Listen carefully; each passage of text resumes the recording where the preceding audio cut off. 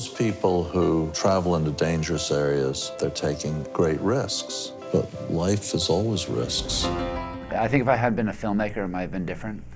But I was, and we're drawn to compelling stories and larger-than-life characters, and he was all of that. And it really was an opportunity for me to understand him, as I say in the film, better in death than I did in life. And he was gone, he was traveling so much while he was alive, and there was just a certain inherent distance to what he did and where it took him. And so to retrace some of his steps, to follow in them, was just too compelling not to do. I think he understood it I think he understood the art of diplomacy, the craft of diplomacy in a different way than most people did, which was, he looked at it from a historical perspective, which other people did, but he also had this ability to improvise. He often said diplomacy was like jazz, that you had to listen and see and Holbrook react. said, he was so intent upon making his case, and I push open the door to the ladies' room and he follows me in.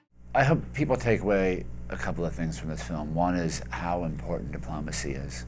And I think the other thing that I hope people take away is that the personal cost of public service.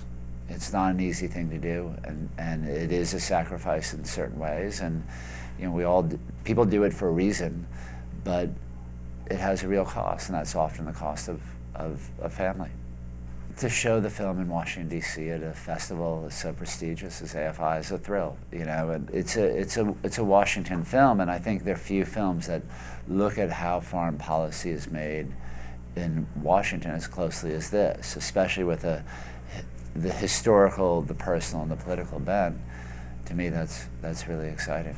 The world seems to be coming apart again. Why do we have to lose one person who seems to be able to put things together? As I went around the world working to understand my father's life and legacy, and I realized my father was an historical figure.